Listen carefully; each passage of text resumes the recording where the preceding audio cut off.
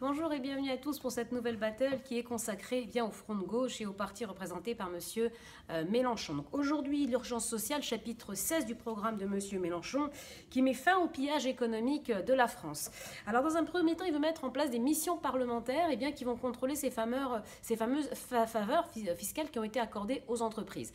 Donc ce qu'ils n'ont pas vraiment compris, c'est qu'effectivement, ils ont fait des erreurs en accordant certaines niches fiscales aux entreprises, mais pas parce qu'ils voulaient offrir de l'argent par les fenêtres aux entreprises, comme le parti du Front de gauche tente à le faire croire, mais plutôt parce que ces entreprises étaient en perte de compétitivité, en perte de production, en perte d'embauche de salariés, en perte totale.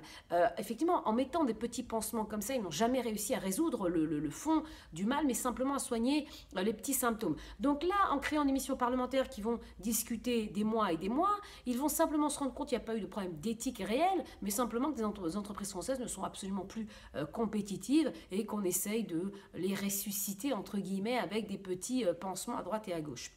Donc des missions parlementaires qui ne vont pas vraiment être probantes dans l'accusation claire et formelle de faveur fiscale. On va trouver des entreprises qui sont en difficulté, à qui on a peut-être voulu aider, ou des entreprises qui sont les entreprises françaises qui ne sont plus compétitives et qui ont une perte de production assez conséquente, et ces niches fiscales ont réussi quelque part à les faire survivre.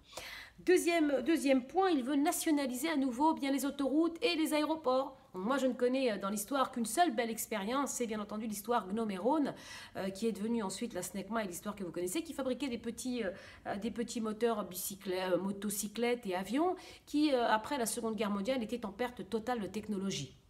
Donc l'État privatise, mais là il y a un facteur extraordinaire qu'on appelle chance, qui est venu se greffer, qui a créé une bulle, ce qu'on appelle aujourd'hui une bulle, qui s'appelait l'aviation, les moteurs à réaction, toutes les constructions d'avions qui ont explosé dans les années 50 et 60, la SNECMA est arrivée au bon moment. Mais il faut donc plusieurs facteurs et un facteur chance pour qu'une nationalisation fonctionne, auquel cas ça devient un boulet de dépenses publiques aux chevilles des contribuables français. Nous avons déjà une dette extraordinairement lourde, renationaliser à nouveau, les Français doivent se préparer à une hausse mais expansionnelle de leurs taxes et impôts.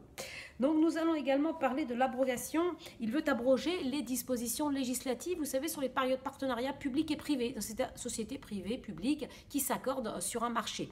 Là, on a un cadre, Monsieur Mélenchon souhaite faire sauter ce cadre. Alors plus haut, il souhaite mettre en place une mission parlementaire pour comprendre ces faveurs fiscales. Là, il fait sauter des dispositions législatives qui sont là pour éclaircir et garantir l'honnêteté de ces partenariats. Et là, il les fait sauter. Pour que des sociétés d'audit viennent les contrôler.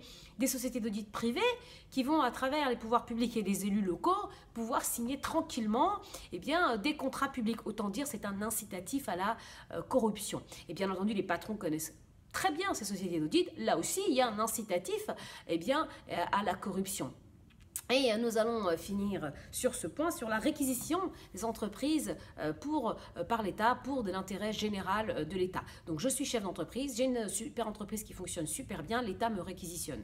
Moi, je ferme mon entreprise, je prends mes brevets et je pars à Hawaï. Si maintenant mon entreprise est en difficulté parce que je ne suis pas assez compétent, je n'ai pas assez de technologie, on me réquisitionne, je suis très contente d'avoir un nouveau client tel que l'État. Donc l'État va se greffer d'entreprises qui ne fonctionnent à cloche-pied, et les grandes entreprises ou les entreprises qui fonctionnent ne vont pas se forcer ou être réquisitionnées sans rien dire, elles vont quitter notre territoire. Donc voilà pour le chapitre 16 de l'urgence sociale du Front de gauche. Donc on voit bien que ce programme est totalement surréaliste et impraticable entre guillemets. Voilà, je vous dis à bientôt pour une nouvelle battle contre nos adversaires, mais toujours avec fair play et professionnalisme. À bientôt, au revoir.